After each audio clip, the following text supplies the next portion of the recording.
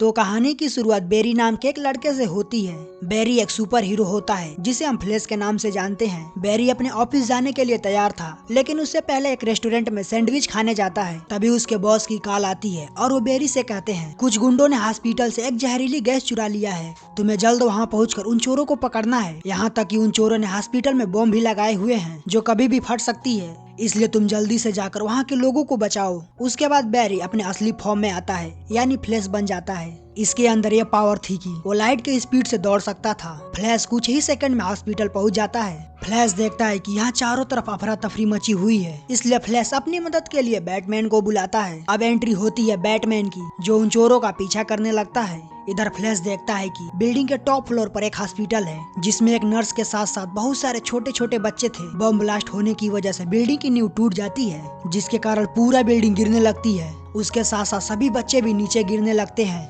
मगर फ्लैश अपनी super speed की मदद से सभी बच्चों को बचा लेता है। इधर बैटमैन अभी भी उन चोरों का पीछा कर रहा था। फिर बैटमैन अब एक एक करके सभी गुंडों को मारने लगता है। इसी बीच इनकी गाड़ी फ्लाईओवर से नीचे गिर जाती है, मगर बैटमैन अपनी पावर से उस केमिकल के साथ साथ उस चोर को भी पकड़ लेता है। उसके बाद बैटमैन अपने आप को ऊपर खींचने की कोशिश करता है, मगर उसका वायर गन जाम हो चुका था। इसी बीच एंट्री होती है वंडर वुमेन की, जो अपनी रस्सी फेंककर उन दोनों को ऊपर खींचती है। इधर फ्लैश भी हॉस्पिटल में सबकी जान बचा ली थी। अब फ्लैश वापस उसी बेकरी में आता है जहाँ वो सैंडविच ऑर्डर किया था। फिर फ्लैश वहाँ से अपने ऑफिस जाता है, जहाँ उसे अपने बॉस से बहुत डांट पड़ती है, क्योंकि वो आज के तरह ही हर रोज लेट आता है और उसके साथ कोई ना कोई बहाना बनाकर लाता है कि आज मैं इस वजह से लेट हो गया। लेकिन खैर वो अपना काम बड़े ही लगन से करता है, क्योंकि उसे अपने डैड को बेगुनाह साबित करना है। दरअसल उसके डैड पर उसकी मॉम के कत्ल का इल्जाम लगा है, इसलिए वो अभी जेल में है। उसी दिन फ्लैश की मुलाकात उसके एक पुराने दोस्त से होती है, जो एक रिपोर्टर थी। वो फ्लैश से उनके डैड के बारे में पूछती है ताकि वो उन पर आर्टिकल लिख सके,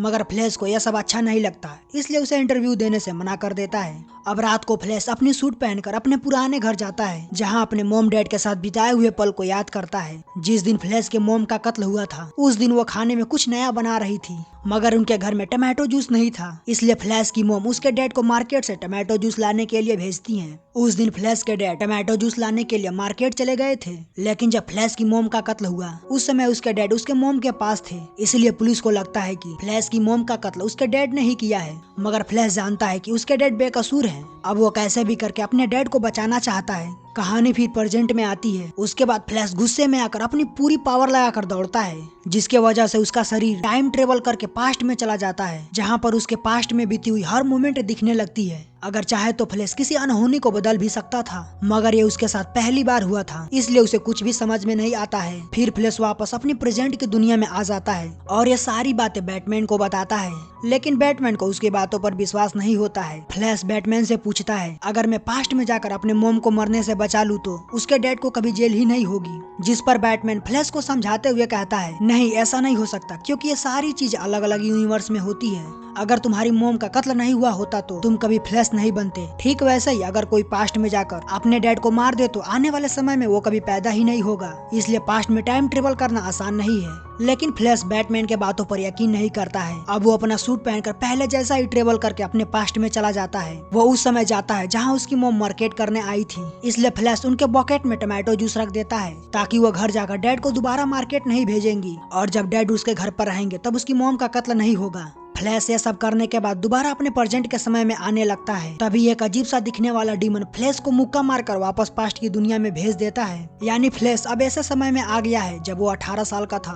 अब वो अपनी ड्रेस बदलकर घर जाता है, जहाँ वो अपने मॉम डैड से मिलकर बहुत खुश होता है। लेकिन उसी समय बेरी को देखता है, जो उसके घर की ओर आ रहा था। ये बेरी तो टाइम ट्रेवल करके फ्यूचर से आया है और ये बेरी प्रेजेंट समय का होता है। अब फ्लैश प्रेजेंट समय के बेरी को किडनैप करके एक कमरे में लेकर जाता है और उसे सारी बातें बताता है। फ्लैश बेरी से कहता है मैं भी बेरी ही हूँ, लेकिन फ्यूचर से आया हूँ। आगे चलकर तुम एक सुपर हीरो बनोगे, यानी मैं जो इस समय फ्लैश बना हूँ। फ्लैश बेरी से कहता है आज का ही वो दिन है जिस दिन मुझे पावर मिली थी और मैं फ्लैश बना था। प्रेजेंट समय का बेरी ये सुनकर काफी खुश होता है, क्योंकि वो अपने फ्यूचर की सारी बातें जान जाता है। अब फ्लैश उसे उस जगह पर लेकर जाता है जहाँ उसे पावर मिली थी। अगर फ्लैश ऐसा नहीं करेगा तो उसे कभी पावर ही नहीं मिलेगी और वो आम इंसान की तरह ही रह जाएगा, क्योंकि आज के दिन उसे पावर मिलना जरूरी है, इसलिए वो फ्यूचर में फ्लैश बन पाया था। उसके बाद बिजली का एक जोर का झटका बेरी को आकर लगता है अब प्रेजेंट समय का बेरी फ्लैश बन चुका था और फ्यूचर समय से आए हुए बेरी का सारी पावर खत्म हो चुकी है। बेरी अब तो अपने फ्यूचर में वापस भी नहीं जा सकता है। प्रेजेंट समय का बेरी फ्लैश की पावर मिलते ही काफी खुश होता है। फ्यूचर समय का बेरी प्रेजेंट समय के बेरी को समझाता है, तुम्हें अपने पावर को कंट्रोल करना सीखना होगा, नहीं तो इस पावर से तुम्हें नुकसान भी हो सकती है। उसी वक्त ये न्यूज देखते हैं कि एक एलियन इनके पृथ्वी पर आया है जो एक इटर्नल लड़की के तलाश में है। इस एलियन का नाम जॉट होता है। जॉट सबसे कहता है 2 दिन के अंदर उस लड़की को लौटा दो, नहीं तो मैं पूरे पृथ्वी ग्रह को तबाह कर दूंगा। उसके बाद प्रेजेंट का बेरी फ्यूचर के बेरी से कहता है, तुम तो फ्यूचर से आए हो, तुम्हें सब पता होगा, अब हमें क्या करना है बताओ।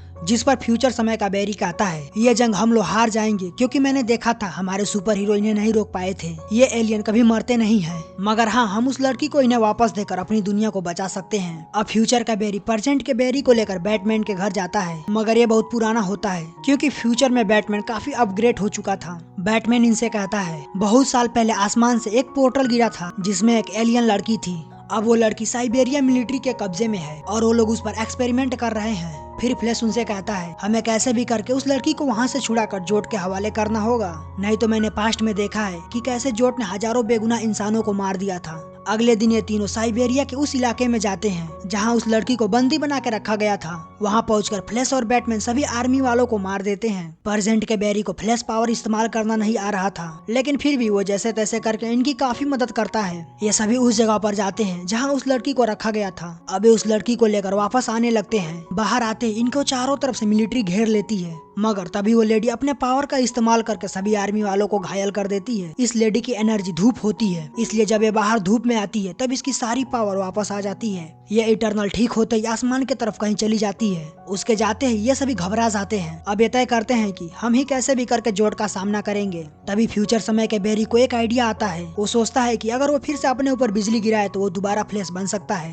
अब वो बैटमैन का इस्तेमाल करके अपने ऊपर बिजली गिराता है। इससे उसकी पावर वापस तो नहीं आती, लेकिन वो बहुत ज्यादा जख्मी हो जाता है। उसी वक्त इटर्नल लेडी यहाँ आती है और बेरी को आसमान के ऊंचाइयों में लेकर जाती है, जहाँ वो अपनी पावर की मदद से बेरी के ऊपर बिजली गिराती है। अब फ्यूचर समय के बेरी को अपनी फ्लैश पावर वापस मिल जाती है। अब फ्यूचर समय से आए हुए बेरी और प्रेजेंट समय के बेरी दोनों फ्लैश बन जाते हैं। अब ये चारों मिलकर जोट का मुकाबला करने के लिए तैयार थे। अगले सीन में जोट का मुकाबला करने के लिए निकल पड़ते हैं। इटर्नल लेडी जोट के साथ अकेले ही फाइट करती है, मगर जोट इटर्नल लेडी को मार देता है। इस लड़ाई में बैटमैन भी मारा जाता है। फ्यूचर समय से आए हुए फ्लैश को सब पता था, इसलिए वो प्रेजेंट समय के बेरी को रोक लेता है। उसके बाद फ्यूचर समय का बेरी अपने मोम के बास्केट से टमाटो जूस को उठाकर वापस शॉप में रख देता है। उसके बाद हम देखते हैं कि बेरी अपने फ्यूचर समय में आ चुका है, जहां उसके डैड की आज कोर्ट में सुनवाई होने वाली है। वहां पर एक वीडियो मिलती है। ये वीडियो उस समय की थी जब बेरी के डैड शॉप से टमाटो जूस लेने के लिए गए थे। इससे यह साबित होता है कि बेरी के मोम का कत्ल उसके डैड ने नहीं किया है और इस वजह से बेरी के डैड को छोड़ दिया जाता है। अगर आप यहाँ तक आ ही गए हैं तो हमारे चैनल को सब्सक्राइब कर लीजिए। मिलते हैं अगली वीडियो में।